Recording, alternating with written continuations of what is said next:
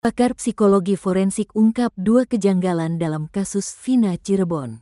Pakar psikologi forensik, Reza Indragiri Amril, mengungkap ada 2 kejanggalan dalam kasus pembunuhan Vina Cirebon dan kekasihnya, Eki.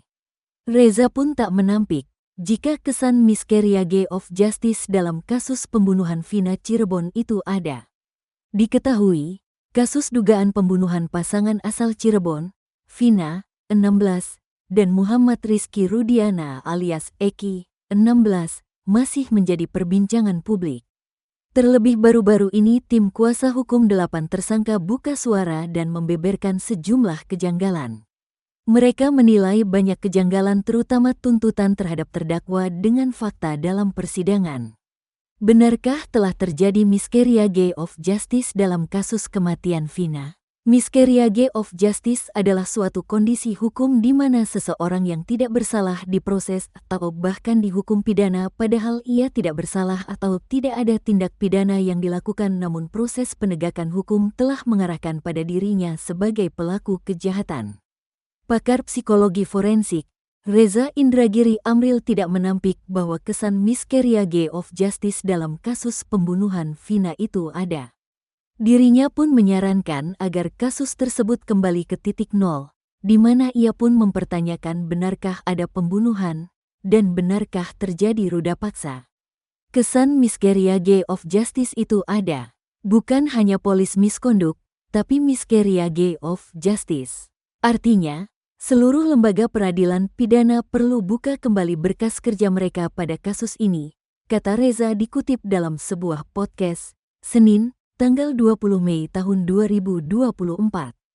Reza menuturkan terkait adanya 3 daftar pencarian orang, DPO, dalam kasus Vina merupakan isu sekunder. Terpenting menurutnya, jika fokus pada isu 3 DPO tersebut tidak akan membuat diinvestigasinya indikasi miscarriage of justice. Isu primernya adalah 2 pertanyaan saya di atas tadi. Konsekuensinya, eksaminasi berkas kembali. Dan itu tidak tergantung pada tertangkap tidaknya. Bahkan ada tidaknya 3 atau 4 DPO, tegasnya. Film Vina, kata Reza, sudah memantik emosi publik. Dirinya pun terluka ketika membayangkan ada orang diruda paksa dan dibunuh. Tapi, saat ia berbincang dengan sutradara dan produser, asal-muasal narasi ruda paksa itu datang dari sumber yang irasional. Tambah lagi proses hukumnya pun sama sekali tidak mengangkat ruda paksa sebagai perkara pidana. Dari Dirkrimum Polda Jabar saat ini, saya simak dia katakan, sperma, ujarnya. Sperma memang urusan kedokteran, tapi latar psikis datangnya sperma itu adalah relevan dengan C4. Kalau sperma itu akibat aktivitas seksual yang forceful, barulah bisa disebut sebagai bukti perkosaan. Tapi kalau aktivitas seksualnya bersifat konsensual, maka no criminal case, tambahnya. Masih kata Reza, ia menduga persepsi publik dikunci sejak awal oleh narasi yang dibangun lewat film Vina. Bahwa ini pembunuhan dan ini ruda paksa. Bahwa atensi publik dikondisikan pada pencarian 3-4 DPO dan bahwa publik awalnya tidak mencermati proses penegakan hukum atas pembunuhan dan perkosaannya. Setelah berkas hukum mulai diketahui publik, dan setelah pejabat Polda bicara, barulah atensi masyarakat sekarang tertuju ke benar tidaknya pembunuhan dan ruda paksa itu. Kalau memang kedua korban dibunuh dan diruda paksa, saya setuju pelakunya dihukum mati. Tapi proses penegakan hukumnya terkesan kurang prosedural, proporsional, dan profesional. Karena itu, review, ujarnya. Kalau hasil review menyimpulkan telah terjadi miscarriage of justice, bebaskan dan rehabilitasi terpidana. Juga, berikan ganti rugi kepada mereka, tegasnya.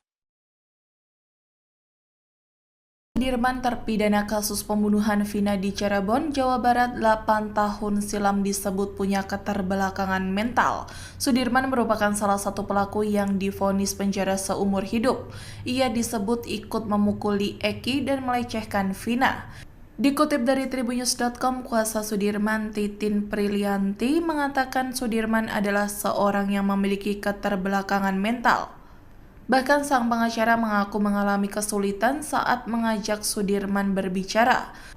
Sudirman bersama 6 terpidana lainnya divonis hukuman seumur hidup. Saat ini Sudirman masih mendekam di dalam penjara. Sang ayah Suratno mengatakan anaknya dalam kondisi baik. Suratno terakhir bertemu dengan Sudirman yakni pada Lebaran lalu. Ia mengatakan alasan belum bertemu Sudirman karena belum memiliki uang. Menurut Titin, Sudirman merupakan pemuda keterbelakangan mental. Menurut Titin, kondisi Sudirman itu berdasarkan pengakuan keluarganya. Titin juga mengungkap kalau Sudirman sempat dipukuli oleh 5 terpidana lainnya. Sudirman ditangkap polisi hanya berdasarkan keterangan saksi Dede dan Aep. Saat ditangkap polisi, dia baru pulang dari rumah kakaknya. Menurut Titin, penangkapan ini bermula dari informasi 2 warga Dede dan Aep yang mengaku melihat keributan di lokasi kejadian.